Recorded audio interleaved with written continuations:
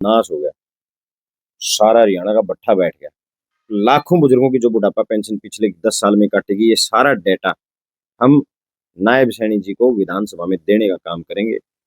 उनको ये नहीं पता कि उन्होंने पहले क्या बोला है, कल क्या बोला है, परसों क्या बोला है। सरेआम झूठ बोलने में उस व्यक्ति का कोई तोड़ नहीं। अमेरिका गेला ट्रेड डील करी है, अब देखिए बिका काफी किसान नाराज भी दिख रहे हैं। या पूरी सी बात थोड़ी खोल के बताइए, किस तरह की ये डील है? कोई बुराई नहीं, धरना जरूरी है। सरकार के ऊपर प्रेशर, जो सरकार ने जो जुबान दी थी, अस्सी के जो विधायक हैं आदरणीय विनोद बैणा जी, सोच पे डिपेंड करता है कौन व्यक्ति किस तरीके का सवाल करता है, किस तरीके की बात करता है, किस तरीके का कमेंट करता है। और किसी चीज को बनाने में समय प्रदर्शन की मुझे जानकारी नहीं है, आपने ही बताया मुझे। तो आम जनता की आवाज देखने वाले सारे भाइयों ने राम राम। भाई फिलहाल मौजूदा पेटवाड़ गांव में, और जो अपने वर्तमान के विधायक है नारनूंद के हल्का के जसी पेटवाड़ जी, उनके पास आए हैं। उनने 22 तारीख की रैली टेक रखी है। के उस रैली का प्रोग्राम है, के उद्घाटन करेंगे, और कुछ 4-5 सवाल अपने और है भी भाई तक पूछेंगे, तो वीडियो में पूरे बने रहियो। जैसे भाई, सबसे पहले आम जनता की आवाज पे आपका स्वागत है, बहुत बहुत। बहुत बहुत धन्यवाद भाई। एक 22 तारीख की आपकी वीडियो चली हुई है बहुत ट्रेंडिंग में। 22 तारीख की रैली नहीं, रेला है, किस डाल की रैली है, क्या का उद्घाटन करोगे आप? लेकिन नारायण में है ना, कांग्रेस का कोई भी कार्यालय कभी रहा नहीं, वैसे कोई किसी पार्टी का कार्यालय तो नहीं है। लेकिन एक परमानेंट एक कार्यालय हम बना रहे हैं, जो नारायण हल्के की कांग्रेस कार्यकर्ताओं के साथ साथ 36 बिरादरी का कार्यालय होगा, जिसमें कोई भी दूसरी पार्टी का भी आदमी बैठ सकता है, चाय पानी पी सकता है, और या अपनी किसी समस्या को साझा कर सकता है। तो एक कार्यालय का उद्घाटन कर रहे हैं, जिसमें उत्तर भारत के बहुत ही लोकप्रिय और देश में रिकॉर्ड इस उम्र में 5वीं बार सांसद भाई दीपेंद्र सिंह हुड्डा जी, और हिसार के लोकप्रिय सांसद आदरणीय जयप्रकाश जेपी जी, सोनीपत के सांसद श्री सतपाल ब्रह्मचारी जी, अम्बाड़ा के सांसद श्री वरुण मुलाणा जी, और बहुत सारे विधायकगण इस कार्यक्रम में पहुंचेंगे। और ये बिल्कुल ठीक कहा आपने, रैली नहीं रैला होगा, और 30,000 से ज्यादा लोगों की इसमें सहभागिता होगी। आप जो वीडियो डालो हो भाई जी, आप नीचे कमेंट नहीं पढ़ पाते होंगे। उसमें कमेंट आवा है 16 महीने के बाद ई ऑफिस बनाने की केस में जमाई। ये ऑफिस तो परमानेंट है भाई, नारनंद वाला ऑफिस नारायण है ये भी है, वो तो बन जोड़ी किसी चीज ने टाइम तो लगे है। समय तो किसी चीज को लगती है, जब कोई मकान बनाने लगते तो 16 महीने के महीने तो 20 भी लग जाए, 25 भी लग जाए। तो ये तो सोच पे डिपेंड करता है कौन व्यक्ति किस तरीके का सवाल करता है, किस तरीके की बात करता है, किस तरीके का कमेंट करता है। और किसी चीज को बनाने में समय तो लगता ही है। एक सवाल हो रहा होगा आपका, नर्सिंग कॉलेज का सवाल है। जो वहाँ की स्टूडेंट थी, उन्होंने वहां पे आंदोलन किया था, जिसमें विनोद बिहाना जी ने कहा था कि इनका माइग्रेशन हो जाएगा, लेकिन वो माइग्रेशन नहीं हुआ था। आप भी वहां मौजूद थे। आज के दिन 5 दिन हो गए, लड़कियां आशी विनोद बिहाना की कोठी आगे बैठी माइग्रेशन ने लेकर, आप नहीं पहुंच पाए। क्या कारण रहा है इस बात का? स्टूडेंट आपसे बहुत नाराज दिख रहे हैं वहां पे। देखिए, धरना प्रदर्शन की मुझे जानकारी नहीं है, आपने ही बताया मुझे तो। और जहाँ तक मैं माइग्रेशन की बात कहूँ, तो मैं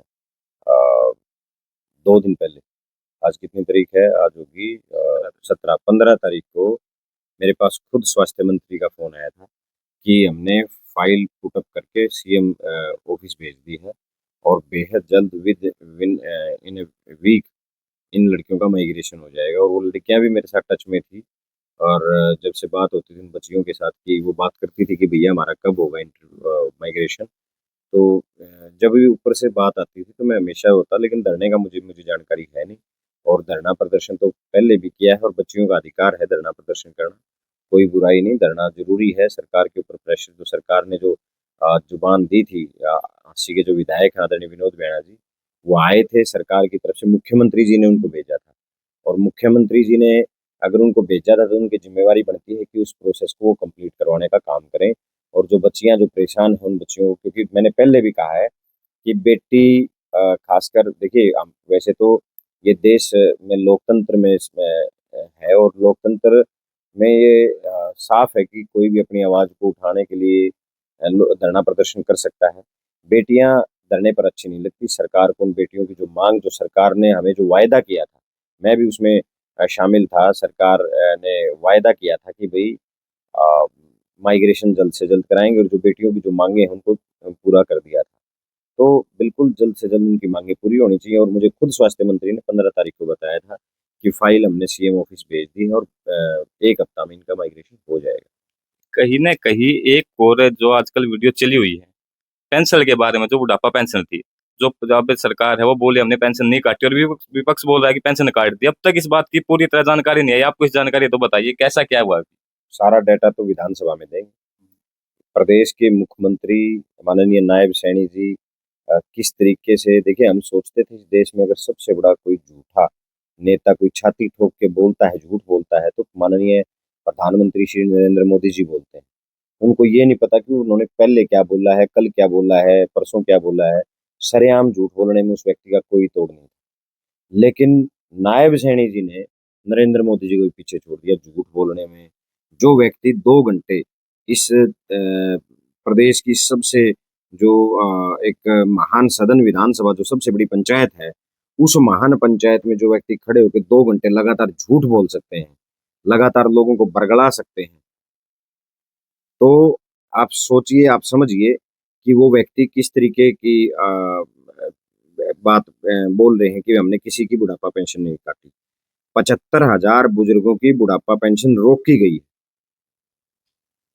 है 75,000 की, और अब तक सबकी जारी नहीं हुई है। ये डाटा हम लाखों बुजुर्गों की जो बुढ़ापा पेंशन पिछले 10 साल में काटेगी, ये सारा डाटा हम नायब सैनी जी को विधानसभा में देने का काम करेंगे और मजबूर कर देंगे भारतीय जनता पार्टी को। इस सरकार को मजबूर करेंगे, इस सरकार को दांते चले तले चने तब दबवाएंगे। इस सरकार को जवाब देना पड़ेगा कि बुजुर्ग पे जो सम्मान भत्ता है, ये पेंशन नहीं है, ये सम्मान भत्ता है। इस सम्मान भत्ते को फैमिली आईडी से जोड़ने का औचित्य क्या है?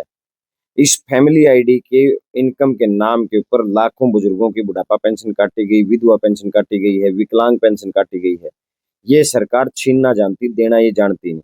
लेकिन इस बार सदन में सरकार को मजबूर कर देंगे ये बताने के लिए कि सरकार को स्वीकार करना पड़ेगा कि ये सम्मान भत्ता है, ये पेंशन से जुड़ा, इनकम से जोड़ा नहीं जा सकता। आपने पहले भी फैमिली आईडी के बात उठाई है विधानसभा में। क्या लगता है आपको इस फैमिली आईडी से कितना नुकसान हो रहा है हरियाणा में? नाश हो गया, सारा हरियाणा का भट्ठा बैठ गया। ये फैमिली आईडी नहीं है, ये एक ऐसा फांसी का फंदा है हरियाणा के लोगों के लिए। इस हरियाणा और पूरे देश में कहीं लागू नहीं, केवल हरियाणा में लागू। इस फैमिली आईडी ने जीना दुर्भर कर दिया हरियाणा के लोगों का। जिस व्यक्ति के घर 2 वक्त की रोटी नहीं है, वो तो प्रोफेसर दिखा रखा है फैमिली आईडी में। कापड़ों वाले गामड़े चढ़ रहे हैं, गामड़ा वाले घोगड़ियां चढ़ रहे हैं, घोगड़ियां वाले कापड़ों चढ़ रहे हैं। ये एक पॉलिटिकल वेपन है। सारा डेटा सरकार अपने अधीन रखना चाहती है। ये केवल और केवल एक पॉलिटिकल वेपन है। इस फैमिली आईडी का कोई काम नहीं। ये लोगों की निजता को भी खत्म कर रही है फैमिली आईडी। और इस फैमिली आईडी में कमाल ये है कि इस फैमिली आईडी के कारण हरियाणा के लोग इतने दुखी हैं, जिसके अगर 2 वक्त की रोटी नहीं, उसकी 10 लाख रुपए सालाना इनकम है। जिसके घर में 7 पीढ़ियों तक कोई नौकरी नहीं लगा, केवल मास्टर बना रखे हैं। किसी की सालाना इनकम, एक आदमी की इनकम 20 लाख है, उसका घर जुगाड़ 20,000 का भी नहीं है।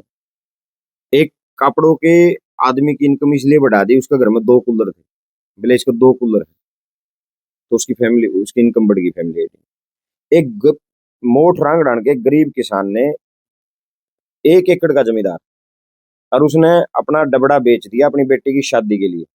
7 या 8 लाख रुपए में डबड़ा बेचा बेचारा ने 3-4 साल पहले, और उसके खत्म पैसे है तो उसकी इनकम बढ़ गई, उसकी सारी सुविधाएं खत्म हो गई। एक किसान अपनी बेटी की शादी के लिए जमीन बेच रहा है और सरकार उसको अमीर मान रही है, तो इससे बड़ा दुर्भाग्य क्या होगा? मैंने तो पूरे सदन में, मीडिया के सामने, सबके सामने मैंने बोला है कि भाई ये फैमिली आईडी नहीं है, फांसी का फंदा है हरियाणा के लोगों के लिए, और इसको बंद करना चाहिए तुरंत प्रभाव से। एक है दीपेंद्र हुड्डा जी की वीडियो आई है जो एचपीएससी को लेके है, उसके बारे में आपके क्या विचार रहेंगे? पूरे देश में कहीं भी उस स्टेट से बाहर का एचपीएससी का चेयरमैन नहीं लगा हुआ, पूरे देश में। लेकिन हरियाणा में दुर्भाग्य है, ऐसे नाकारा मुख्यमंत्री बने हैं दोनों के दोनों, चाहे मनोहर लाल खट्टर जी की बात कर लो, चाहे नायब सैनी जी की बात कर लो। ये केवल और केवल नरेंद्र मोदी जी और अमित शाह जी की ड्यूटी पुगाने का काम करते हैं। इनका हरियाणा की जनता से कोई सरोकार नहीं है। आज तक इस देश के इतिहास में किसी भी प्रदेश में एचपीएससी का चेयरमैन, जो इतना महत्वपूर्ण पद है, उस पे आज तक कभी दूसरे स्टेट का चेयरमैन नहीं बैठा, हरियाणा में बैठा है। और उसका नतीजा क्या निकला मैं बताता हूँ आपको। हरियाणा में पिछले 11 साल में ए और बी ग्रुप के जितने भी बच्चे सेलेक्ट हुए ना, उसमें 95% बच्चे हरियाणा से बाहर के सिलेक्ट हुए। कितना बड़ा दुर्भाग्य इस प्रदेश का कि अफसर तो लाग रहे हैं हमारे यूपी बिहार के, और महल्या ने चपड़ासी लगने भी जगह कौन पारी पीएचडी करे उड़ा ना। कहीं ना कहीं ये पढ़ाई की काबिलियत नहीं हो सकती कि वो पढ़ाई में थोड़े आगे हो, इसलिए ऐसा होता हो। अरे नहीं यार, ऐसा कुछ नहीं।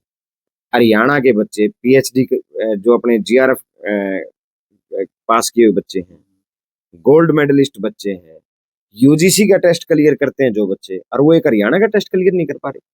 साजिशन सब्जेक्ट जो है, जो पेपर में जो दिया जाता है, वो सब्जेक्ट जो सिलेबस दिया जा रहा है, वो सिलेबस उन बच्चों के अनुकूल दिया जा रहा है, दूसरे प्रदेश के बच्चों के अनुकूल। हमारे बच्चों के अनुकूल वो सिलेबस नहीं दिया जा रहा। इसलिए हमारे गोल्ड मेडलिस्ट बच्चे जो पूरे देश की परीक्षाएं पास कर रहे हैं, टॉपर आ रहे हैं, वो 35% नंबर नहीं ले पा रहे। अब 613 भर्तियां में तय केवल केवल 151 बच्चे पास हुए हैं, मतलब 35% नंबर ले पाए हैं। और यही हालात 80 एसडीओ लागे हैं हरियाणा में, 78 बाहर के लागे हैं, 2 हरियाणा के लागे हैं। अगर कहीं कमी है तो सिस्टम की कमी है, सरकार की कमी है। जिस सरकार में खुद एचपीएससी के दफ्तर में 3 करोड़ रुपए कैश पकड़े जाएं, उस सरकार से आप उम्मीद क्या कर सकते हो। तो ये तो वो है कि हरियाणा प्रदेश के बच्चों को चपरासी की भी नौकरी नहीं मिल रही, और बाहर वाले हमारा अफसर लगने लग रहे हैं। तो आप समझ सकते हो कि वो क्या लोगों की जन सुनवाई करेंगे। बाहर के लोगों के पास जब वो अफसर बनेंगे, डीसीएसपी बैठेंगे, और जब वो दफ्तरों में बैठेंगे, तो हमारे लोग जब उनको अपनी बातें बताने जाएंगे, उनकी प्रॉब्लम सुनाने जाएंगे, तो वो क्या समझ पाएंगे। और उन्हें जरूरत क्या है दूसरे प्रदेश के लोगों की सुनने की। वो अपना 5 बजे तक ड्यूटी पूरी करेगा और अपने घर जाएगा। इसलिए इस सरकार को देश और प्रदेश से बदलना पड़ेगा। ये केवल जात पात की बात करती है, केवल धर्म की बात करती है। धर्म के नाम के ऊपर लोगों को भूखा मारा जा रहा है, धर्म के नाम के ऊपर लोगों की बलियां ली जा रही हैं, धर्म के नाम के ऊपर लोगों के वोट चुराए जा रहे हैं, और वोट चोरी के जरिए, चुनाव आयोग के जरिए सरकारें चुराई जा रही। बस इतना सा खेल इस देश में चल रहा है। एक लास्ट क्वेश्चन होगा भाई जी आपने, अमेरिका गेला ट्रेड डील करी है, अब देखिए अभी काफी किसान नाराज भी दिख रहे हैं, या पूरी सी बात थोड़ी खोल के बताइए किस तरह की ये डील है। पूरी थोड़े किसान नाराज नहीं, पूरे हिंदुस्तान का किसान नाराज है। देखिए, सोचने की बात है, ये किस तरीके का जाल बुनने वाले लोग हैं। ये ऐसे बेशरम लोग हैं। अमेरिका के साथ जितना भी हम आयात करते थे किसी भी चीज का, तो मैक्सिमम मैक्सिमम 3% टैक्सेस हम देते थे। सब पे भी 3 नहीं था, किसी पे 2 था, किसी पे 2.5 था, किसी पे 2.25 था, किसी पे 3 था। ये बात समझने की है कि जो चीज हम आयात करते थे, या जो चीज हम आदान प्रदान करते थे, उस पे केवल और केवल 3% का टैरिफ था। ठीक है। ट्रंप ने वो टैरिफ बढ़ा करके 50 कर दिया। बीजेपी के किसी मंत्री ने जवाब नहीं दिया, माननीय मोदी जी भी नहीं बोले। वो ट्रंप ने इतने महीने लगाने के बाद वो 18 कर दिया। खुशियां मनाएगी, नरेंद्र मोदी जी की जीत बताएगी। अब इन इन मूर्ख लोगों को, इन अनपढ़ लोगों को समझाए कौन, बीजेपी वालों को, कि 3% ज्यादा होता है या 18% ज्यादा होता है। हमारा तो 3% लगता था, अब लगने लगे हमारा 18। तुम्हारी जीत हुई हार हुई। लेकिन इसको भी बड़ी मोदी जी की बहुत बड़ी कामयाबी बता रहे हैं। रूस, जिसने हमेशा भारत के साथ दोस्ती निभाई है, और जब श्री स्वर्गीय इंदिरा गांधी जी प्रधानमंत्री थी, अमेरिका ने तो हमारे देश के ऊपर हमले के लिए अपने समुद्री जहाज बेड़े भेज दिए थे। वो तो इंदिरा जी प्रधानमंत्री थी, इतनी मजबूत, उन्होंने कहा कि आओ तुमको, तुमसे भी वो करेंगे। तब रूस आया था देश, इंडिया के साथ खड़ा रहा, रूस हुआ था। रूस के साथ इस देश के बहुत पुराने संबंध है। रूस के साथ तेल खरीदना बंद करके, क्योंकि क्योंकि नरेंद्र मोदी के बहुत सारे राज या कोई ऐसी वीडियो ट्रंप के पास है, जो एक ऐसा बटन ट्रंप के पास है जिसे वो दबाता है और नरेंद्र मोदी उछलने लग जाते हैं। कोई ना कोई, जो जैसे एप्स्टीन फाइल चली हुई है ना, यहाँ कोई ना कोई ऐसा राज ट्रंप के पास है जिसे नरेंद्र मोदी ने इस देश के सबसे बड़े दोस्त रूस के साथ नाता तुड़वा दिया। महंगा तेल खरीदने लग गए रूस से ज्यादा, और जैसा ट्रंप चाहेगा वैसा नरेंद्र मोदी जी करेंगे। यही है क्योंकि नरेंद्र मोदी जी का बटन ट्रंप के पास है। कोई ना कोई वीडियो, कोई ना कोई ऐसे प्रूफ नरेंद्र मोदी के ट्रंप के पास है, जिसे ट्रंप ने ये कह दिया। ट्रंप ने बयान दिया है कि मैं चाहूं तो नरेंद्र मोदी का राजनीतिक करियर 1 सेकंड में तबाह कर सकता हूं। आपने भी सुना होगा, जब एक दूसरे देश का राष्ट्रपति हमारे देश के प्रधानमंत्री के खिलाफ इतना बोलता है, और हमारे देश का प्रधानमंत्री या हमारे देश का कोई मंत्री या कोई विदेश मंत्रालय से कोई अधिकारी चूं तक नहीं कर रहा, इसका मतलब स्पष्ट है कोई बहुत बड़ा राज ट्रंप के पास है नरेंद्र मोदी का। इसलिए जैसे ट्रंप कह रहा है वैसे करनी। तो इतनी मत, राष्ट्रपति तो पहले भी अमेरिका की इससे ज्यादा मजबूत रहे हैं, और ये तो सबसे कमजोर प्रधानमंत्री है देश का। इतना कायर आदमी है जो अपने अय्याशी की वजह से चुप बैठा है। कोई ना कोई नरेंद्र मोदी की कोई ऐसा राज ट्रंप के पास है, इसलिए ट्रंप कह रहा है बिला मैं चाहूं तो 1 मिनट में नरेंद्र मोदी का राजनीतिक करियर तबाह कर सकता हूँ। वो क्यों कह रहा है, जवाब देना चाहिए नरेंद्र मोदी जी को। और पूरा देश, पूरा विपक्ष नरेंद्र मोदी जी के साथ है। अगर उन्होंने कुछ गलत नहीं किया तो जवाब दो वो ट्रंप को कि आप ऐसे कैसे बोल सकते हो। तो भाई सारा सौदा एक ये है, देश में बचा कुछ नहीं, सब खत्म हो चुका है। किसानों की बात पे आ जाओ। किसान, बांग्लादेश के ऊपर टैरिफ लगाया 0% और हमारे ऊपर टैरिफ लगाया 18%। हम जो चीज अमेरिका में भेजेंगे उस पर 0% टैरिफ, और अमेरिका से जो चीज हमारे पास आई उस पर 18% टैरिफ। मतलब अमेरिका हमें दे रहा है 0% और हम अमेरिका को दे रहे हैं 18%। और सबसे बड़ी बात जो मैं बताऊं, अमेरिका के किसान को सालाना लगभग 1.5 से 2.25 करोड़ रुपए की सब्सिडी मिलती है। हमारे किसान को क्या मिलता है? जल भराव के 5 लाख लोगों ने खराबा दर्ज कराया, 50,000 थी मुआवजा मिला, वो भी किसी ने 3,000, किसी ने 5,000, किसी ने 6,000। उनको मिलते हैं 1.5, 2.2 करोड़ रुपए। तो हमारा किसान उस किसान से कैसे मुकाबला कर लेगा? पूरी हिंदुस्तान के इतिहास में आज तक कभी भी किसी प्रधानमंत्री में, किसी पार्टी में इतनी हिम्मत नहीं थी कि वो किसान को बेच दे, किसान को जलील कर दे दूसरे देश के किसानों के सामने, या किसान को खत्म कर दे। मैंने आपको बताया नरेंद्र मोदी जी वही करेंगे जो ट्रंप कह रहा है। ये ट्रेड डील ट्रंप ने करवाई है और ट्रंप जो चाहेगा वही नरेंद्र मोदी को करना पड़ेगा। सारा खेल ये। भाई जी एक और छोटी सी बात हो जाएगी। आपने वीडियो की बात करी जो नरेंद्र मोदी क्या बताने लग रही हो, यह बात कई बार हमने राहुल गांधी जी के मुंह पे भी सुनी है। किसी कांग्रेस ने बेरा है ऐसा के वीडियो और फोटो है, आपने कुछ जानकारी? मन तो की जानकारी होगी तो जो भाई सबसे पहले सारे देश ने लाग जाएगी। क्यों आप हर बम बार फटेगा, 100% बम फटेगा। ये एप्स्टीन फाइल बहुत सारे लोगों को लेके डूबेगी, उनमें नरेंद्र मोदी जी भी एक होंगे। मैं ये बात आपको कह सकता हूँ, मैं कोई भविष्य करता नहीं हूँ, लेकिन जिस तरीके के हालात नरेंद्र मोदी और ट्रंप के बीच हैं, उसे ये तय है कि नरेंद्र मोदी जी को ये एप्स्टीन फाइल निकल जाएगी। ये हालात पक्के हैं। आपने भी पूरी वीडियो देखी है जो जस्सी भाई ने बातें बताई है, आपको वो बात कहाँ तक ठीक लगी आप भी कमेंट के माध्यम से जरूर बताना। अगली अपडेट में बहुत जल्द मिलेंगे। जय हिंद, जय भारत।